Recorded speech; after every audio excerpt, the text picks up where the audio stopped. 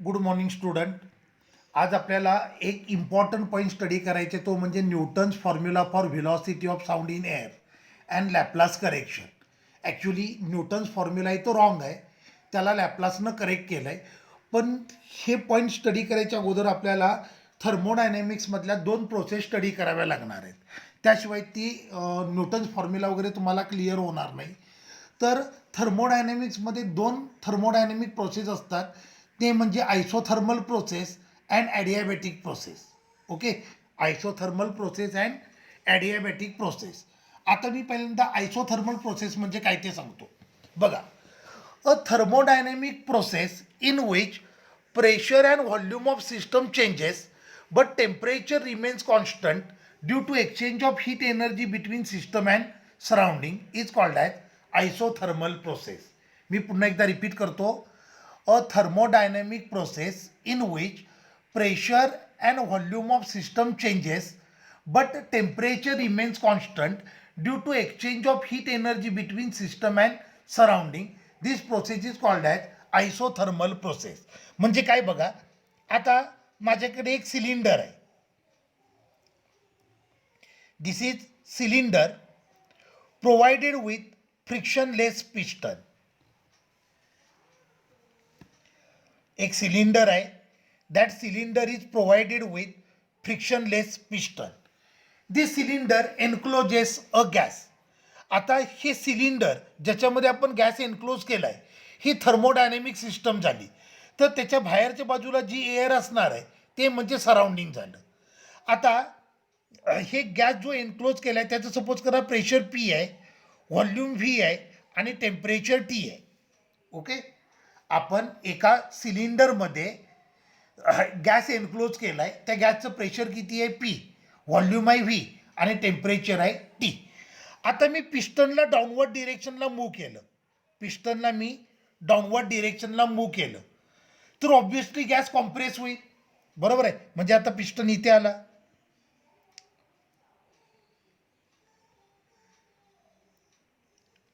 Gas compress झाला, so obviously volume decrease झालं. According to Boyle's law pressure is inversely proportional to volume. मग volume decrease झालं असेल तर प्रेशर काय होणार, इन्क्रीज होणार. बरोबर आहे.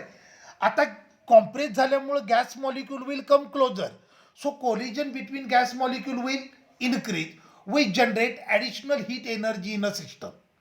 मी काय म्हणतोय बघा, मी गॅसला कॉम्प्रेस केलं, गॅसला कॉम्प्रेस केल्यामुळं गॅसचं व्हॉल्यूम डिक्रीज झालं, प्रेशर इन्क्रीज झालं, गॅस मॉलिक्यूल एकमेकाला क्लोज झाले, त्यामुळं गॅस मॉलिक्यूलमधलं कोलिजन इन्क्रीज झालं. Due to this collision additional heat energy will generate in a system. आता ही हीट जी जनरेट झाली ती जर सिस्टममध्ये राहिली तर ऑब्व्हियसली टेम्परेचर इन्क्रीज होईल. But before rise in temperature this all additional heat energy will be transfer to the surrounding, so temperature remains constant. This process is called as isothermal process. लक्षात आलं. A thermodynamic process in which pressure and volume of system changes but temperature remains constant due to exchange of heat energy between system and surrounding. This process is called as isothermal process. मी पुन्हा एकदा repeat करतो. माझ्याकडे एक cylinder आहे. A cylinder is provided with frictionless piston. Okay, त्या सिलेंडरमध्ये मी एक गॅस एन्क्लोज केला आहे. आता हे सिलेंडर आणि त्याच्या आतमध्ये एन्क्लोज झालेला गॅस ही म्हणजे आपली सिस्टम झाली. ओके, आणि त्याच्या आजूबाजूला असणार आहे ते सराउंडिंग झालं. गॅसचं इनिशियल प्रेशर आहे पी, इनिशियल व्हॉल्यूम आहे व्ही आणि टेम्परेचर आहे टी. मी पिस्टनला डाऊनवर्ड डिरेक्शनला मूव्ह केलं, गॅस कॉम्प्रेस झाला, गॅस कॉम्प्रेस झाल्यामुळं व्हॉल्यूम डिक्रीज झालं. Volume is inversely proportional to pressure according to Boyle's law. So volume decrease झालं तर ऑब्व्हियसली प्रेशर इन्क्रीज होणार. Gas molecules will come closer. As a result of this collision between gas molecule will increase. Due to this collision additional heat energy will generate in a surrounding.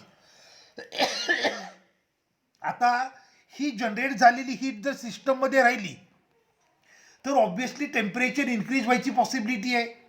So before increase in temperature all additional energy will be transfer to the surrounding, so temperature remains constant. This process is called as isothermal process. आता suppose करा मी पिस्टनला backward डिरेक्शनला move केलं तर obviously gas expand होणार. पिस्टनला मी बॅकवर्डला move केलं so gas expand झाला, volume increase झालं, pressure decrease झालं. Gas molecule will move away from each other against attractive molecular force. कोणतेही दोन मॉलिक्यूल असणार आहेत त्यांच्यामध्ये अट्रॅक्टिव्ह मॉलिक्युलर फोर्स असणार आहे. आता व्हॉल्यूम इन्क्रीज झाल्यामुळं गॅस मॉलिक्यूल एकमेकापासून दूर गेले अगेन्स्ट अट्रॅक्टिव्ह मॉलिक्युलर फोर्स. आता मॉलिक्युलर फोर्स त्या गॅस मॉलिक्यूलना एकमेकापासून दूर जाऊ देणार नाही. मग ऑब्व्हियसली गॅस मॉलिक्यूलना जर दूर जायचं असेल they has to perform work against this attractive molecular force. Due to work done, there is loss in internal energy of molecule. So there is possibility of fall in temperature. But before fall in temperature, additional energy is conducted from surrounding. As a result of this, temperature remains constant. So this process is called as isothermal process. लक्षात आलं? काय काय होतं बघा.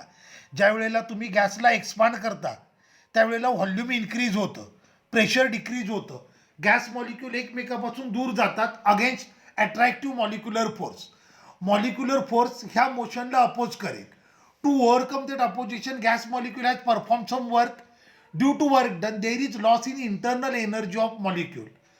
आणि internal एनर्जीमध्ये loss झाला then there is possibility of fall in temperature. But before fall in temperature additional energy is conducted from surrounding. So temperature remains constant. म्हणजे तुम्ही गॅसला एक्सपांड करा किंवा कॉम्प्रेस करा, प्रेशर आणि व्हॉल्यूम चेंज होतील पण टेम्परेचर मात्र कायम कसं राहतं, कॉन्स्टंट राहतं due to exchange of heat energy between system and surrounding. तर या प्रोसेसला म्हणतात आयसोथर्मल प्रोसेस. लक्षात आलं?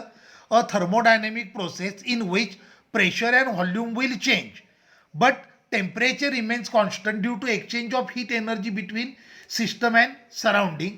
दिस process is called as isothermal process. मग आता पुढची प्रोसेस आहे ती म्हणजे ॲडियाबॅटिक प्रोसेस. आता बघा, a thermodynamic process in which pressure volume and temperature all will change but there is no exchange of heat energy between system and surrounding. This process is called as adiabatic process. Okay, a thermodynamic process in which pressure, volume and temperature of system will change but there is no exchange of heat energy between system and surrounding. This process is called as adiabatic process. आता माझ्याकडे एक cylinder आहे. A cylinder is provided with frictionless piston. Okay, it encloses a gas. आता ह्या सिलेंडरच्या ज्या wall आहेत त्या इन्सुलेटिंग वॉल आहेत. सिलेंडरच्या ज्या वॉल आहे ते इन्सुलेटिंग वॉल आहे ज्याच्यामधून हीट ट्रान्सफर होणार नाही आहे. इनिशियल प्रेशर पी आहे, इनिशियल व्हॉल्यूम व्ही आहे आणि इनिशियल टेम्परेचर टी आहे. आता मी पिस्टनला डाऊनवर्ड डिरेक्शनला मूव्ह केलं तर ऑब्व्हियसली हा गॅस कॉम्प्रेस होणार.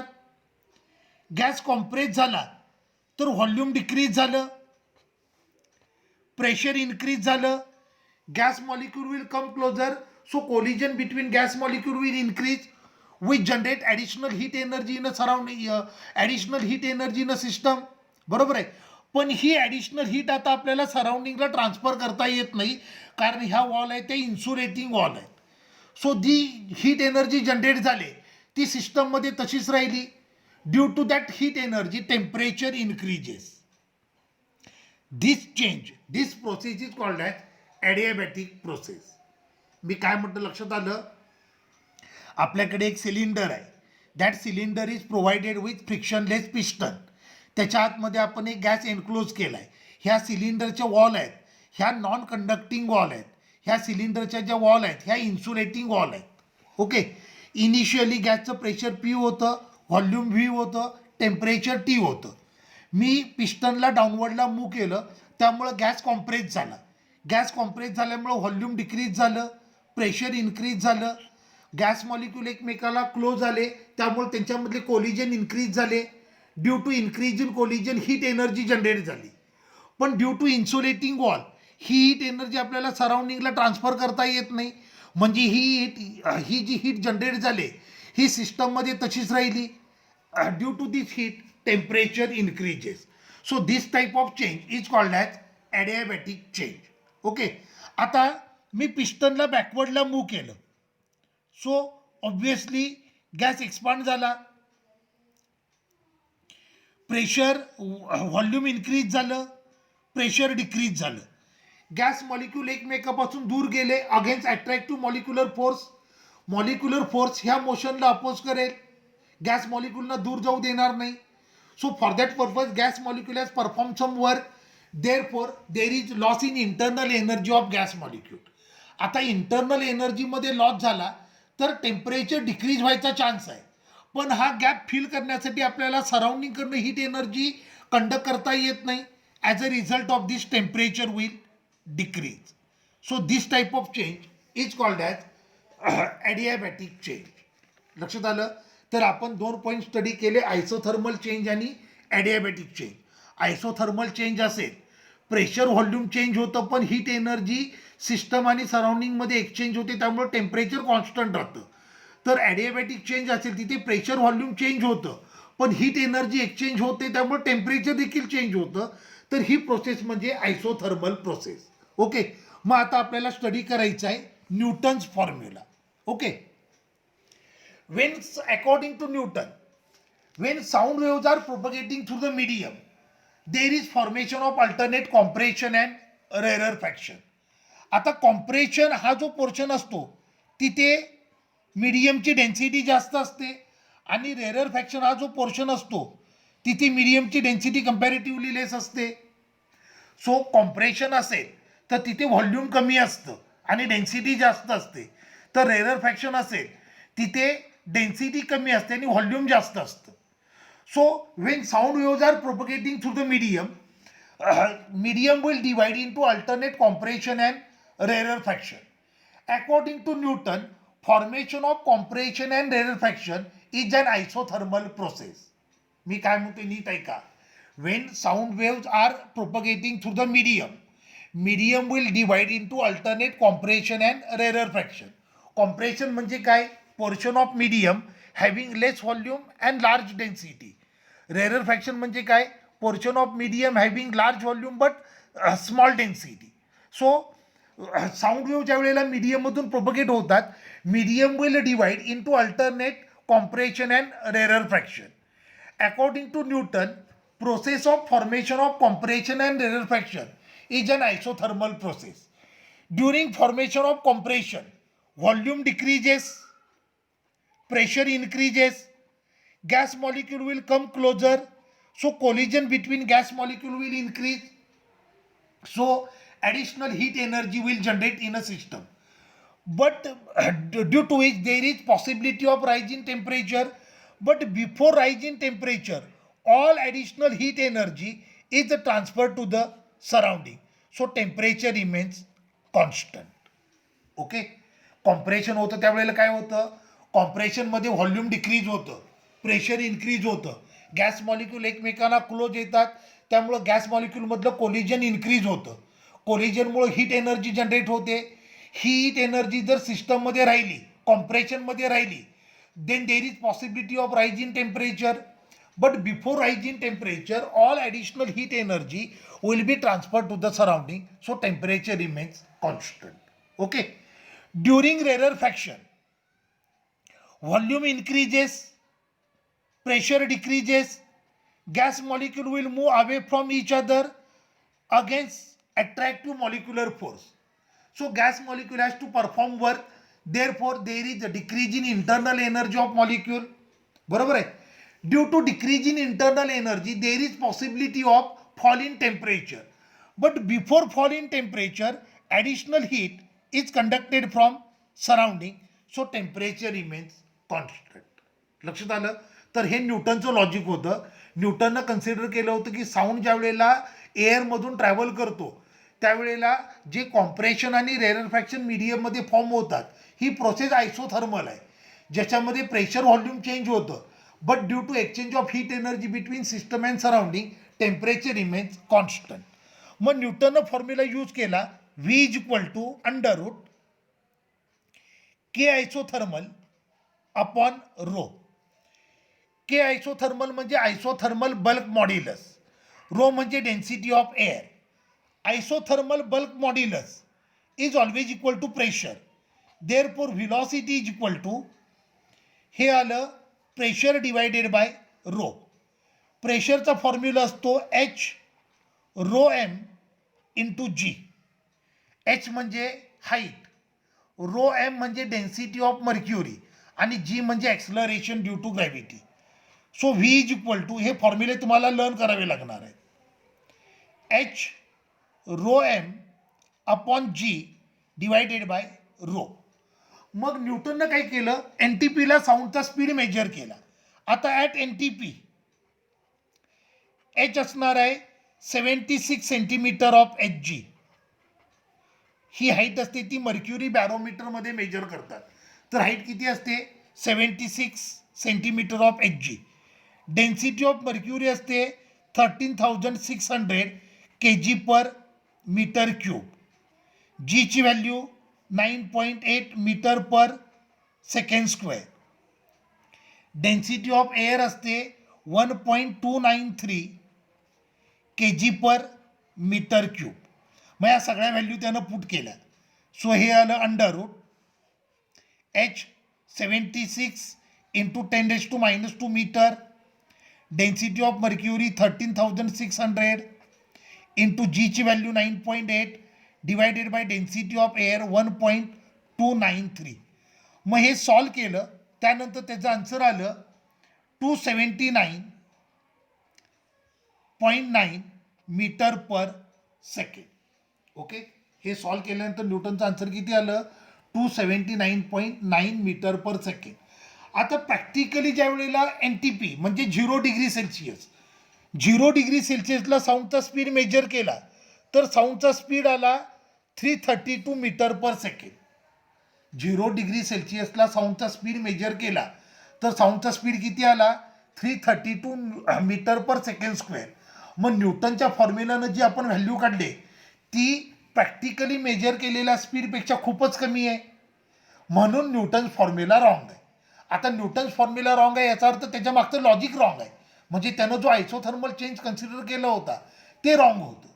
क्लिअर झालं मी काय म्हटलं, लक्षात आलं, न्यूटन फॉर्म्युला लक्षात आला. पुन्हा एकदा आपण कॅल्क्युलेशन बघूया.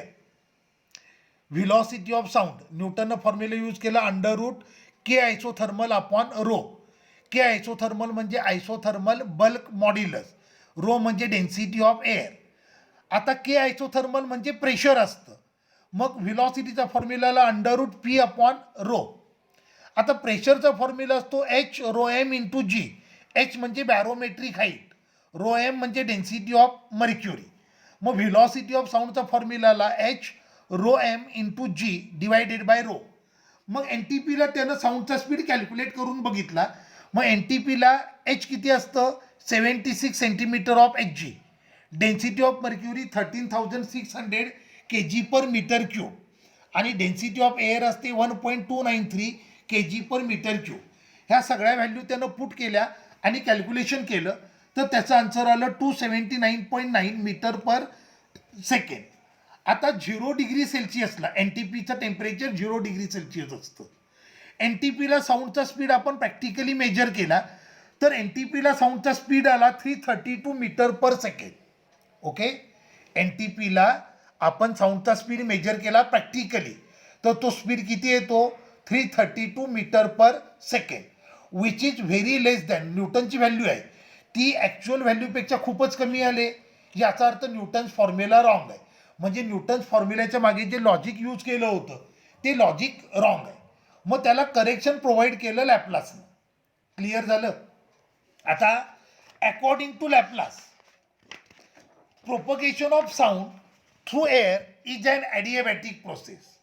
न्यूटननं सपोज केलं होतं साऊंडचं प्रोपगेशन असतं ती म्हणजे आयसोथर्मल प्रोसेस असते, किंवा साऊंड वेव्ह प्रोपगेट होताना मीडियममध्ये कॉम्प्रेशन आणि रेररफॅक्शन फॉर्म होतात. According to Newton, formation of compression and rarefaction is an isothermal process. पण लॅपलासनं काय सपोज केलं की formation of compression and rarefaction is an adiabatic process. आता लॅपलास काय म्हणतोय बघा, when there is formation of compression, okay, then compression म्हणजे मी मगाशी सांगितलं, कॉम्प्रेशन असेल तिथं मिडियमचं व्हॉल्यूम कमी असतं आणि डेन्सिटी जास्त असते, बरोबर आहे. आणि रेअर फ्रॅक्शन असेल तर व्हॉल्यूम जास्त असतं, डेन्सिटी कमी असते. So according to Laplace, propagation of sound through air is an adiabatic process. when sound wave is propagating through a medium will divide into large number of alternate compression and rarer fraction. During compression, volume decreases, pressure increases, gas molecule will come closer, so collision between gas molecule will increase, which generate additional heat energy in a system. But this energy cannot be transferred to the surrounding as a result of this temperature increases. लक्षात आलं, adiabatic change असेल तर आपल्याला सराउंडिंगला heat energy transfer करता येत नाही, बरोबर आहे. मग लॅपलास काय म्हणतोय बघा, ज्या वेळेला कॉम्प्रेशन फॉर्म होतं त्यावेळेला व्हॉल्यूम डिक्रीज होतं, प्रेशर इन्क्रीज होतं, गॅस मॉलिक्यूल एकमेकाला क्लोज येतात, सो गॅस मॉलिक्यूलमधलं कोलिजन इन्क्रीज होतं. Due to collision heat energy सिस्टममध्ये जनरेट होते. आता हीट एनर्जी जर सिस्टममध्ये तशीच राहिली then there is possibility of increase in temperature. पण हा ॲडियाबॅटिक चेंज आहे त्यामुळे ही हीट एनर्जी सराउंडिंगला ट्रान्सफर करता येणार नाही. म्हणजे ही हीट एनर्जी जी जनरेट झाली ती सिस्टममध्ये तशीच राहिली as a result of this temperature increases. Okay, during rare fraction volume increases, pressure decreases, gas molecule will move away from each other against attractive molecular force. For that purpose they has to perform some work. Due to work done there is loss in internal energy of molecule. पण हा loss जो झालाय त्याच्यामुळं temperature decrease व्हायचा chance आहे. पण हा gap fill करण्यासाठी सराउंडिंगकडनं हीट एनर्जी कंडक्ट करता येत नाही आहे. As a result of this temperature will decrease. Okay, so this is Laplace logic. लक्षात आलं, लॅपलासनं काय सपोज केलं की formation of compression and rarefaction is an adiabatic process, ज्याच्यामध्ये प्रेशर, व्हॉल्यूम, टेम्परेचर तिन्ही चेंज होतात पण हीट एनर्जी एक्सचेंज होत नाही बिटवीन सिस्टम अँड सराउंडिंग. मग आता त्यानं व्हिलॉसिटी कॅल्क्युलेट करून बघितली. मग लॅपलासनं फॉर्म्युला यूज केला K adiabatic upon rho. K adiabatic म्हणजे ॲडियाबॅटिक बल्क मॉड्युलस, रो म्हणजे डेन्सिटी ऑफ एअर. आता adiabatic bulk modulus is always equal to gamma into P. Gamma म्हणजे ॲडियाबॅटिक कॉन्स्टंट, पी म्हणजे pressure. So व्हिलॉसिटीचा formula आला under root gamma P upon rho. पण pressure म्हणजे काय, H rho M into G. मग व्हिलॉसिटीचं रिलेशन आलं V is equal to under root gamma H rho M into G divided by rho. Okay, मग त्यानं एन टी पीला speed calculate करून बघितला. At N T P H is equal to 76 centimetre of H G, barometric height, density of mercury 13,600 kg per meter cube, density of air 1.293, then G 9.8 आणि एअरसाठी गॅमाची value असते 1.41. Okay, आपल्याकडे different टाईपचे gas असतात, monoatomic gas, diatomic gas, triatomic gas, polyatomic gas. प्रत्येक गॅससाठी gamma वेगळा असतो. तर न्यूटननं सपोज केलं, लॅपलासनं सपोज केलं air is a diatomic gas. त्यामुळं डायॲटॉमिक गॅससाठी गॅमाची व्हॅल्यू, ॲडियाबॅटिक कॉन्स्टंटची व्हॅल्यू किती असते 1.41. मग या सगळ्या व्हॅल्यू त्यानं पुट केल्या आणि कॅल्क्युलेशन केलं. ओके,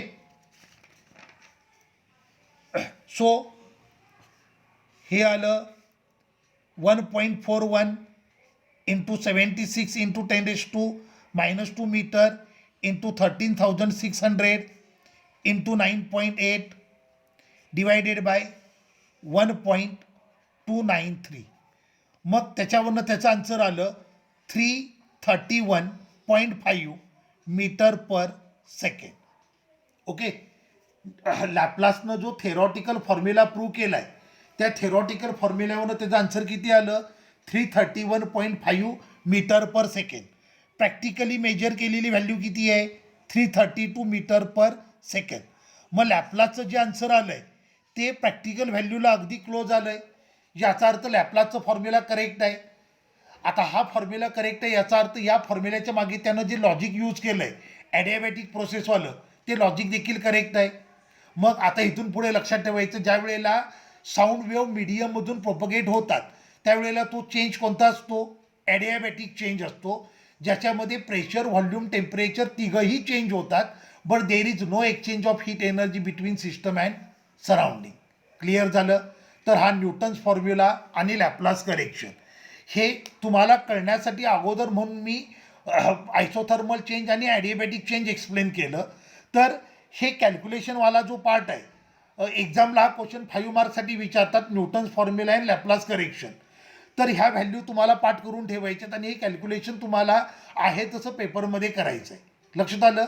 तर न्यूटनचा फॉर्म्युला रॉंग होता म्हणजे साऊंड ज्या वेळेला मीडियममधून प्रोपगेट होतो साऊंड ज्या वेळेला एअरमधून प्रोपगेट होतो त्यावेळेला चेंज असतो तो आयसोथर्मल चेंज नसतो तर तो कोणता चेंज असतो ॲडियाबॅटिक चेंज असतो.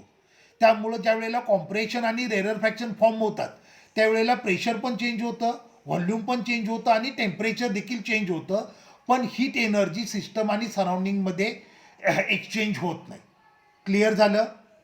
सो लॅपलासनं जे थेरॉटिकल फॉर्म्युल्यामध्ये व्हॅल्यू पुट करून आन्सर काढलं आहे ते प्रॅक्टिकल व्हॅल्यूला अगदी क्लोज आहे. त्यामुळं लॅपलास फॉर्म्युला करेक्ट आहे. त्यामुळं त्याच्या मागचं लॉजिक देखील करेक्ट आहे. सो साऊंड प्रोपगेट होताना ॲडियाबॅटिकली प्रोपगेट होतो नॉट आयसोथर्मली. क्लिअर झालं. ठीक आहे. मग आता ह्याच्या पुढचे पॉईंट आहे ते आपण नेक्स्ट लेक्चरमध्ये स्टडी करूयात. थांबूयात.